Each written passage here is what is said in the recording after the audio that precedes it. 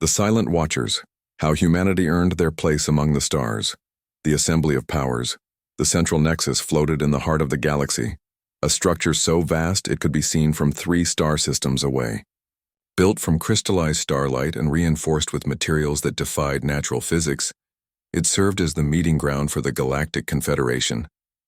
Every species with the power to cross the stars had a place here, though not all places were equal. The assembly hall stretched for kilometers in every direction. Its ceiling displayed the live feed of the galaxy itself, showing star systems in real time. Thousands of species gathered here when the Confederation called, each occupying a seat that reflected their standing in galactic society. The closer to the central platform, the greater the respect. The further back, the less influence one wielded. At the very front, dominating the first 3 rows, sat the apex species. The Kethrin occupied the prime position. They were beings of pure physical might, standing 4 meters tall with bodies covered in natural armor plates that shimmered like polished obsidian. Each Kethrin possessed 6 limbs, 4 for walking and 2 massive arms capable of tearing through starship hulls. Their eyes glowed red with an inner fire that spoke of their warrior heritage. For 8,000 years, the Kethrin had conquered and claimed, building an empire through strength alone. They had never lost a war. Their military doctrine was studied by every species that valued survival. Beside them sat the Sylvari, creatures of elegant beauty and terrifying mental power. They appeared almost ethereal, with translucent skin that revealed networks of light flowing through their bodies like luminous blood. The Sylvari stood only half the height of the Kethrin, but their minds could reach across solar systems. They communicated through pure thought, sharing ideas and emotions without words. A trained Sylvari could crush a mind from orbit, could read intentions before they became actions, could coordinate 1,000 individuals as if they were one being. Their psychic abilities made them formidable in ways that transcended physical combat. The third of the apex species, the Omnith, resembled nothing so much as living machines. Their bodies were geometric constructs of metal and energy, constantly shifting and reconfiguring. They existed partially in normal space and partially in dimensions humans had only theorized about. The Omnith had mastered technology to a degree that seemed like magic. Their ships could fold space, creating shortcuts through reality itself. Their weapons could unmake matter at the quantum level. They had turned entire moons into computational engines that processed information faster than light could travel. Where other species saw problems, the Omnith saw equations waiting to be solved. These 3 species and their closest allies filled the front rows. Behind them sat species of lesser but still significant power. The granite colossi, living mountains that moved through space on gravity manipulation. The chorus, beings of pure sound that existed in swarms of billions. The phasewalkers who could slip between dimensions at will. Row after row of powerful, ancient, proven species. And in the very last row, almost hidden in the shadows at the edge of the Great Hall, sat humanity. Director James Harding shifted in his seat, a simple chair designed for human proportions. Around him sat 20 other human representatives, each chosen for their expertise in different fields. They wore plain gray uniforms with a small blue and green patch showing their homeworld. No weapons, no enhancements, no obvious displays of power. James was 50 years old, with gray threading through his dark hair and lines around his eyes that spoke of many years spent looking at problems from different angles. He had been a scientist before becoming a diplomat, a background that served him well. While other species postured and performed, James observed and analyzed. A young woman named Dr. Sarah Chen sat beside him. She was his chief xenologist and expert in alien biology and behavior. On his other side sat Commander Marcus Reeves, a military strategist with 30 years of experience studying interstellar warfare. The rest of the human delegation represented various scientific and analytical disciplines. Not a single warrior among them. The Kethrin War Master, a massive individual named Thorak, turned his great head toward the back rows. His voice boomed across the hall, amplified by the chamber's acoustics. I see the humans have found their appropriate place, in the shadows, where the weak belong. His words carried no particular malice, simply a statement of what he considered obvious fact. Several species laughed. Others remained silent, but their agreement showed in subtle ways. The humans had joined the Confederation only 150 years ago, newcomers by galactic standards. They had no great victories to claim, No mighty weapons to display, no abilities that set them apart from dozens of other unremarkable species. They had earned their place in the Confederation through persistence rather than power, by simply refusing to be ignored until someone finally gave them a seat. That seat happened to be in the last row. James did not respond to Thorak's comment. He simply made a note on his datapad and continued studying the gathering. Sarah leaned close and whispered, "Should we say something?" "Defend our position? Why?" James replied quietly. "He is not wrong. We are weak compared to them. Let them think what they want while we learn what we need." The presider called the assembly to order. The presider was a being of pure energy, neither male nor female, belonging to a species so ancient they had forgotten their own origins. It existed to maintain order during Confederation gatherings, a neutral entity that all species respected. The central platform illuminated, and holographic displays filled the air above the assembled species. Images appeared, showing destruction on a scale that silenced even the proudest warriors. Star systems reduced to debris fields, entire planets stripped of all biological matter, space stations torn apart as if made of paper. "The Void Swarm has entered our galaxy," the presider announced, its voice resonating in frequencies that all species could perceive. "They have consumed 3 systems in the outer rim. All life in those systems has been eliminated. All structures have been destroyed. The swarm continues to advance. More images appeared. The enemy became visible for the first time to most species present. The Void Swarm did not build ships or use technology as most understood it. They were biological entities, creatures that lived and moved through the vacuum of space as naturally as fish through water.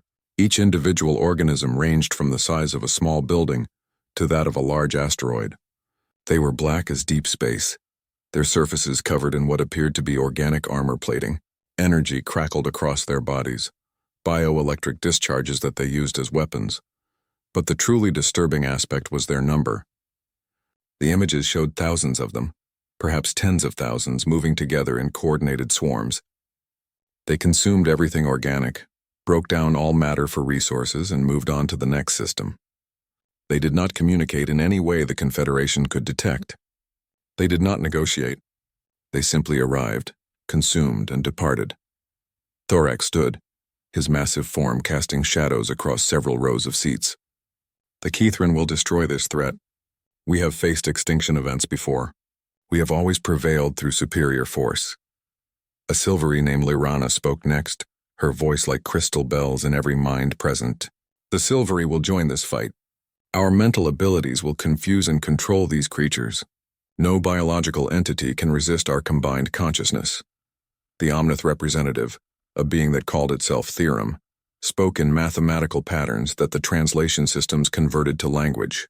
"The Omnith calculate a 93% probability of success using our quantum disruptor technology. We will reconfigure matter at the subatomic level. These creatures will cease to exist." One by one, the powerful species volunteered their forces. Each spoke with absolute confidence born from millennia of victories. They had never faced a threat they could not overcome. The Void Swarm would be no different. The presider turned its attention to the back rows. "And what of the lesser powers? Will you contribute to the defense?" James stood slowly. All eyes turned to him, some curious, most dismissive. "Humanity will send observation vessels to the combat zones. We will provide support services, rescue operations, and supply logistics. We will help in whatever capacity proves useful." Thorak laughed, a sound like grinding stone. "Observation vessels, of course. The humans will watch while warriors fight. It is what you do best, is it not? Observe from safety while others bleed." "We do what we are capable of," James replied calmly. "Nothing more, nothing less. The vote was taken. The apex species would lead the military response. Their combined fleets would meet the Void Swarm at the edge of Confederation space. Victory was assured through superior power, advanced technology, and unmatched abilities. The lesser species would provide support roles. The humans would observe. As the assembly ended, the species began to file out. The front rows emptied first, the powerful and important leaving while others waited. James and his delegation remained in their seats watching the exodus. Sarah pulled up data on her pad, already analyzing the footage of the Void Swarm. They move in coordinated patterns, some kind of collective intelligence, maybe pheromones or bioelectric signals. Marcus studied tactical displays. Their formations are efficient. They maximize coverage while minimizing individual exposure. Whoever or whatever is directing them understands basic military doctrine. James nodded, saying nothing. He watched the Kethrin delegation march out, their confidence absolute. He watched the Silvari float gracefully toward the exits, serene in their certainty. He watched the Omnith phase partially out of reality as they departed, already calculating their victory. And he remembered something from human history, a quote from an ancient general. The wise warrior avoids the battle. Humanity had spent 150 years in this confederation learning one crucial lesson. The species in the front rows had to maintain their image. They had to prove their strength constantly. They had to win or lose their status. The pressure to perform, to dominate, to prove superiority created blind spots. But species in the back rows had no image to maintain. No one expected anything from them. They could fail without consequence, learn without judgment, and prepare without scrutiny. The back row was not a punishment. It was an opportunity. Begin preparation protocols, James said quietly to his team. Full sensor arrays. Every analytical tool we have. I want data on everything that happens in those battles. Energy signatures, movement patterns, communication methods, damage assessments, tactical responses, adaptation rates, everything. You think they will lose? Sarah asked. I think they will fight exactly as they always have, James replied. With overwhelming force, advanced abilities, and absolute confidence. And I think we will learn whether that is enough against an enemy that does not care about their reputation. The human delegation left the assembly hall last, walking through the empty chamber toward their modest quarters on the station. They passed by the seats of mighty empires and ancient powers. They did not envy those positions. They understood something that the front rows had forgotten over millennia of dominance. Power was useful, but knowledge was survival. And humanity had become very good at surviving. The price of arrogance. The Kethrin fleet arrived at the threshold system like an avalanche of metal and fury. 300 warships, each one a fortress capable of reducing planets to molten slag. Admiral Thorak commanded from his flagship, the Eternal Conqueror, a vessel 15 kilometers long and armed with enough firepower to fight a small nation. The Kethrin battle doctrine was simple and had never failed. Advance directly, engage immediately, overwhelm completely. The Void Swarm met them at the system's edge. Sensors detected over 2,000 individual organisms, ranging from small fighter-sized creatures to massive behemoths that dwarfed even the largest Kethrin ships. They moved in perfect synchronization, a living wall of biological horror advancing through the void. Thorak stood on his command deck, his 4 walking limbs planted firmly, his 2 massive arms crossed over his armored chest. All ships advanced to combat range. Prepare main weapons. Today we show these animals why the Kethrin rule the galaxy. The fleet surged forward. Kethrin weapons opened fire, filling space with energy beams, kinetic missiles, and plasma charges. The first wave of attacks hit the Void Swarm with devastating effect. Dozens of creatures exploded, their biological matter flash freezing in the vacuum. Dozens more were crippled, drifting helplessly. The Kethrin warriors roared their approval. This would be easier than expected. But then the swarm adapted. The creatures began secreting some kind of reflective coating, energy beams bouncing off harmlessly. They grouped together, using the bodies of wounded members as shields against kinetic weapons. They moved in spiraling patterns that made targeting difficult, and they returned fire. Bioelectric bolts lanced out, hitting Kethrin ships. Where the energy touched, hull armor simply disintegrated, not melted or blown apart, but ceased to exist at the molecular level. Shields held for seconds before collapsing under the sustained assault. The battle lasted 6 hours. It was brutal, fierce, and ultimately Pyrrhic. The Kethrin destroyed over 800 Void Swarm organisms, but lost 97 ships in the process. Nearly 30,000 Kethrin warriors died, a casualty rate unprecedented in their recent history. Thorak stood among the wreckage of his command deck, his armor scorched, one of his walking limbs damaged. Around him, the surviving crew worked frantically to keep the Eternal Conqueror operational. They had won, technically. The swarm had withdrawn. The system was saved, but the cost made the victory taste like ash. Meanwhile, at the edge of the battle zone, 3 small human vessels maintained their position. The ships were barely a tenth the size of Kethrin destroyers, equipped with extensive sensor arrays but minimal weapons. Captain Elena Rodriguez commanded the lead vessel, the research ship Archimedes. "Did you get all of that?" Elena asked her science officer. "Every second," Lieutenant Chen confirmed. "Full spectrum analysis. I have detailed readings on the Void Swarm's energy signatures, movement patterns, and that adaptation they performed. The way they changed their surface structure to reflect energy weapons happened in under 90 seconds. Mark the adaptation trigger points," Elena ordered. "I want to know exactly what stimulus caused the change. Was it the weapon frequency, the intensity, the targeting pattern, or something else?" The Archimedes and its sister ships had observed the entire battle from a safe distance. They had not fired a shot.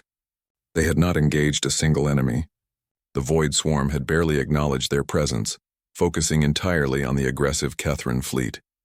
The second major battle occurred 3 weeks later. The Sylvari assembled their mental warriors, beings who had trained for centuries in the arts of psychic combat.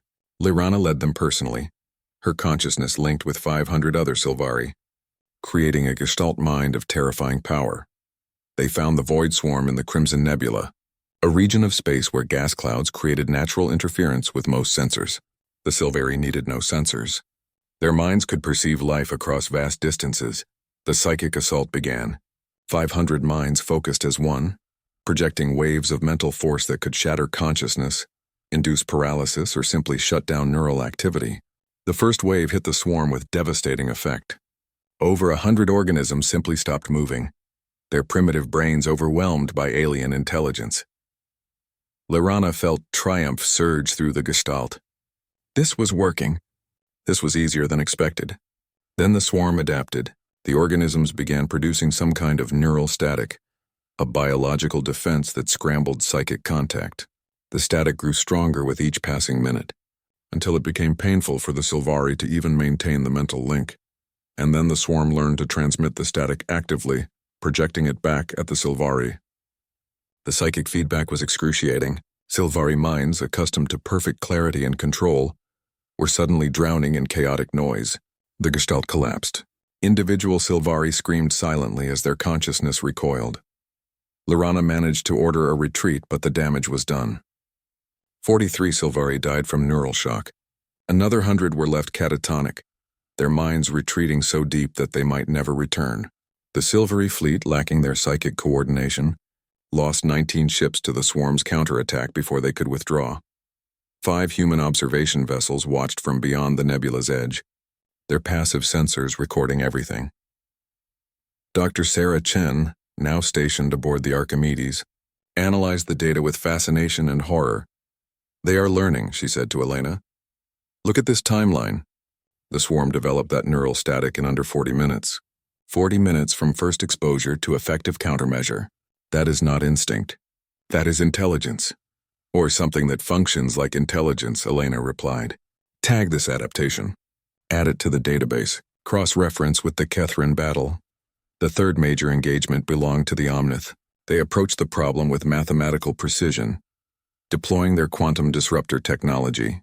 The weapons were marvels of physics, devices that could target specific subatomic particles and force them into incompatible quantum states. Matter touched by these weapons simply ceased to be matter, converting directly to energy in a cascade reaction. Theorem led the Omnith fleet personally. Its consciousness existed simultaneously across 17 vessels, calculating probabilities and optimizing strategies in real time. The Omnith attacked with perfect coordination, their quantum disruptors firing in precisely calculated patterns. The results were initially spectacular. Void Swarm organisms simply vanished, converted to harmless radiation. The Omnith destroyed 300 enemies in the first 30 minutes without taking a single casualty. Victory appeared certain. Then the swarm adapted again. They began moving in erratic patterns that defied probability models. They spread their formations impossibly thin, making it difficult for quantum disruptors to achieve the necessary particle density for effective strikes. And somehow, impossibly, some of the organisms developed a resistance to the quantum targeting. The Omnith could not explain it. Their calculations showed it was impossible for biological tissue to survive quantum state disruption. Yet the swarm did it anyway, as if reality itself was bending to accommodate their survival. The battle became a war of attrition. The Omnith continued destroying swarm organisms, but at an increasingly slower rate. And the swarm kept coming. Endless numbers wearing down even the Omnith's vast resources. After 8 hours, Theorem calculated that continuing the engagement would result in unacceptable losses. The Omnith withdrew, having destroyed nearly 500 void swarm organisms while losing 23 ships. Human vessels had been present at this battle too, maintaining their position at the edge of the combat zone. Commander Marcus Reeves, now stationed with the observation fleet, compiled the tactical data while Dr. Chen analyzed the biological responses. 3 major engagements, Marcus said, pulling up comparative analyses. 3 different approaches, 3 technical victories, and the Confederation has lost approximately 140 ships with combined casualties exceeding 50,000, while destroying around 1,700 swarm organisms, Sarah added. Except we have detected over 40,000 organisms in total. And the swarm has only committed a fraction of their forces to these battles. They are testing us, Elena said quietly, just like we are observing them. The swarm sends enough force to challenge our fleets, learns from the engagement, then withdraws. They are learning our capabilities, which means the next battle will be even harder, Marcus concluded. They will know how to counter Kethran aggression, Sylvari mental powers, and Omnith technology. They are building a complete tactical profile of Confederation forces. Sarah looked at the data scrolling across her screens, but they have barely noticed us. Look at these readings.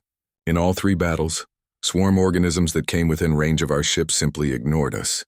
We are not aggressive. We do not use overwhelming force. We do not trigger their threat response. So we stay invisible, Elena said.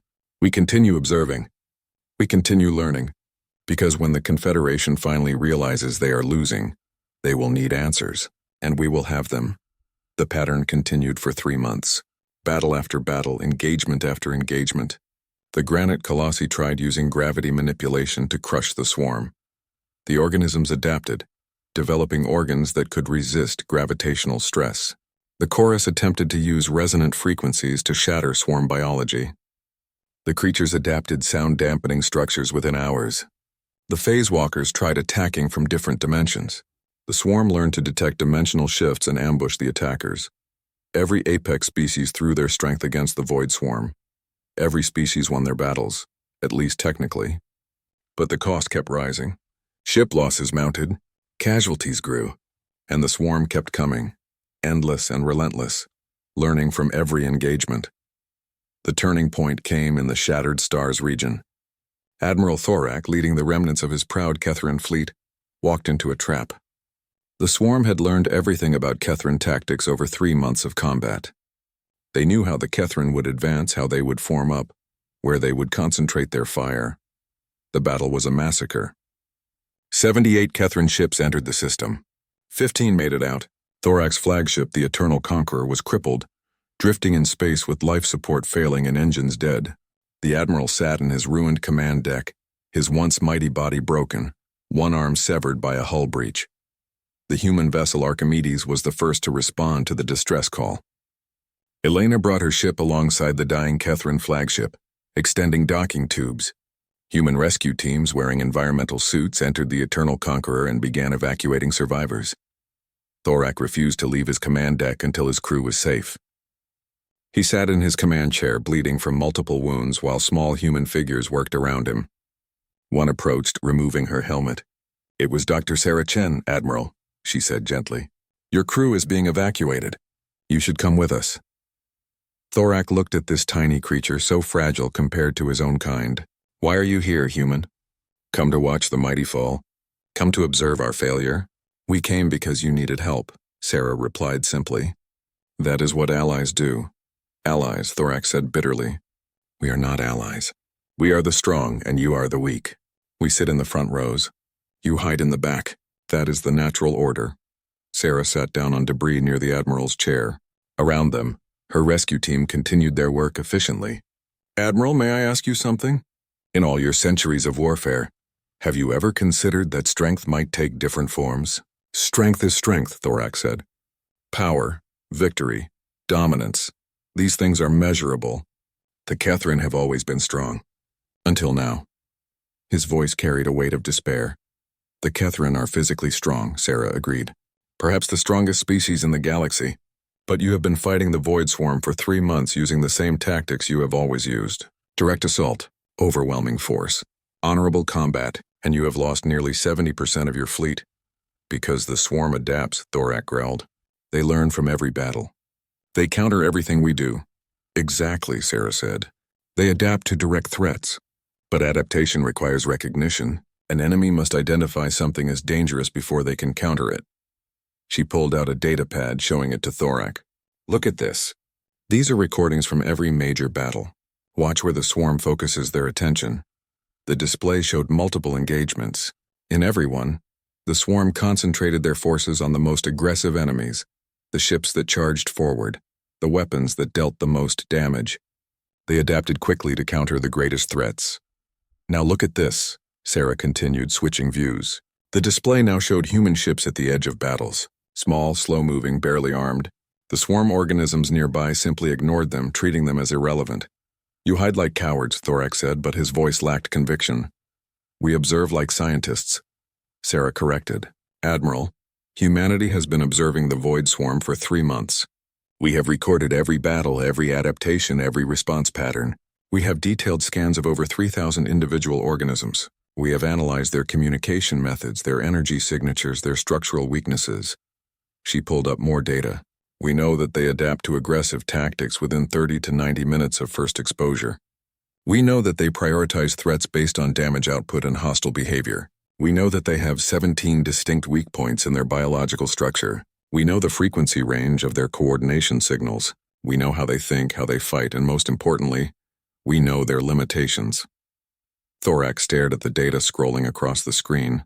Months of detailed intelligence. Comprehensive analysis. Tactical insights that could change everything. Why have you not shared this with the Confederation? Because the data was incomplete, Sarah said. We needed more observations. More patterns. We wanted to be certain before we made recommendations. There is no honor in being wrong when lives are at stake. Honor, Thorak said softly. He looked at his ruined command deck, at the bodies of his crew being carefully carried away by human rescuers. We Catherine pride ourselves on honor. We fight with courage. We face our enemies directly. And we are losing, not losing, Sarah said firmly. Learning. Every species in the Confederation is learning the same lesson. Individual strength is not enough against an enemy that adapts. But collective intelligence, combined tactics, coordinated strategy, that might be. Thorak was silent for a long moment. Finally, he spoke. You humans sit in the back row of the Confederation. You have no great weapons, no mighty warriors, no advanced abilities. You are weak by every measure we use to judge power. Yes, Sarah agreed without shame. Yet you have learned more about the Void Swarm than all the apex species combined. Because we do not spend our time proving our strength. We spend it gaining knowledge. Thorak attempted to laugh, but it came out as a pained wheeze. The species in the front rows are fools. We fight for glory while you gather victory conditions. Perhaps the natural order is not what I thought it was. The natural order, Sarah said, standing and extending her hand to help the massive admiral up, is that every species brings different gifts to the galaxy.